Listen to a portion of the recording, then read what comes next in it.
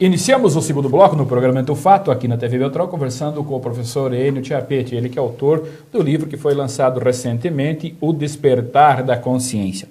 Professor Enio, eu tenho lido o livro e vi uma afirmação sua no contexto, no conteúdo geral do livro, que diz que tudo que é real não tem fim.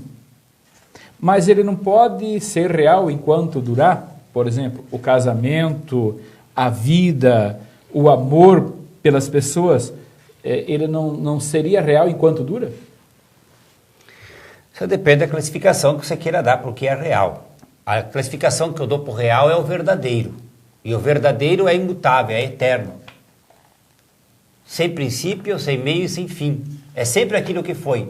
Nunca muda e nunca deixa de ser. Essa é a compreensão que eu tenho do Criador. O Criador é aquilo que ele nunca deixa de ser, ele é sempre igual. E as criaturas que se movimentam diante dessa perspectiva de vida. Como que pode ser real um carro?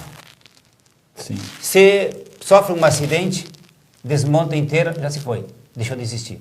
Como que pode ser real um corpo que nasce, cresce, se desenvolve, envelhece, morre, deixou de existir? O real é o espírito, porque ele nunca fica velho, ele nunca adoece e ele é sempre igual.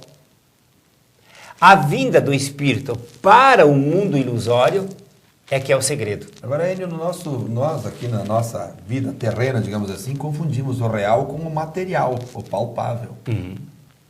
Exatamente isso. Então eu tenho uma definição para dizer, tudo aquilo que desaparece um dia é ilusório. Não é real. Não é real. Por isso que o amado Jesus dizia, não vos apegueis à matéria, porque ela é ilusória. E o apego à matéria faz com que o ser desencarnado, não sei se eu me explico assim, o ser desencarnado sofra muito.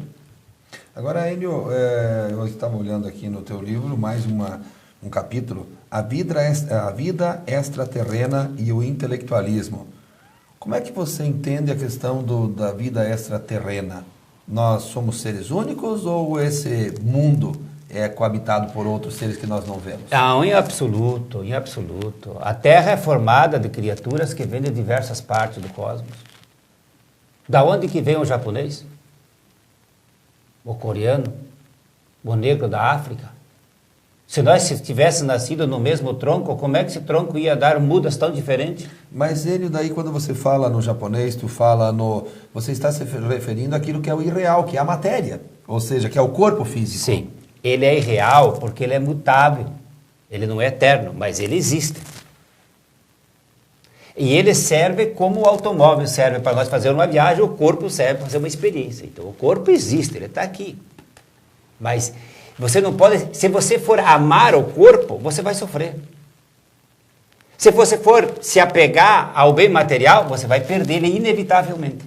Sim. Sabe qual é, Adir, o grande, como é que eu posso dizer, paradigma da humanidade? A que a humanidade busca e luta por aquilo que inevitavelmente vai perder. Inevitavelmente.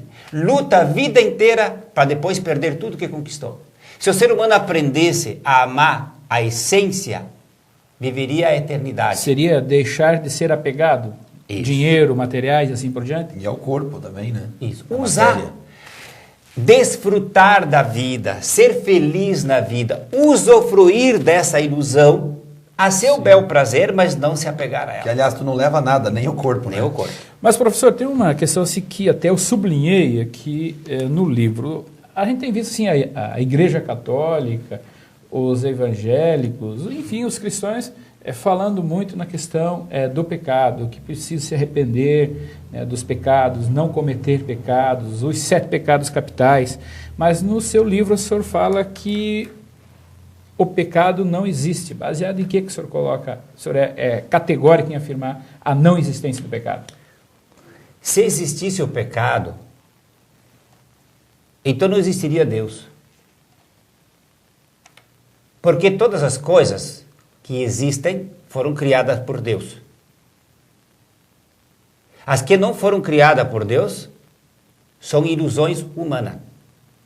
Elas não existem.